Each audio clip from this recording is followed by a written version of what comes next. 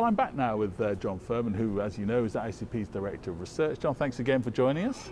So there's 14,000 or so folks coming to the conference. Now, many of them are going to be here for the first time, aren't they? What can they expect to get out of this year's event? Well, it's not so much what they should expect. I think it's what we could do to help them. And one of my biggest concerns is three groups are particularly vulnerable to a successful first-timer experience. First, the first-timer himself, and how he or she sees this, gets this, and how they feel about it. But they're also their whole jurisdiction, because they have to take home good things and learning from conference. And so does that work? Does that happen? Do they take those things home? And finally, very personally for IACP, did they have a really, really productive and rewarding time, and do they feel good about it? And are they coming back next year? And so for the individual, for the jurisdiction, and for the IACP, we want this first year, this first-timer thing to be very, very good.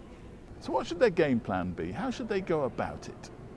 First, they should come on Saturday morning to the first-timer orientation event. It's only an hour, and actually it's probably get them out in 45, but it's kind of an intensive course on how to manage the conference. And at that first-timer orientation, we talk about how to move smartly. So you have to move around. You have to move over 2 football fields worth of space every day. So what we teach them is how to move very, very strategically, so you're getting to the right stuff. You're skipping some things that maybe aren't as much priority for you, but you're always at the right place at the right time to learn as much as you can. So there's a lot going on here, isn't it? Fantastic plenary sessions, an awesome exhibition, but at the heart of it all, it's all about networking. That's right, isn't it? Police, our members rank every year the 3 things that are most important to them at conference, and it's always about educational content, the exhibits, and networking. I think there's something incredibly valuable, and I find it to be true myself.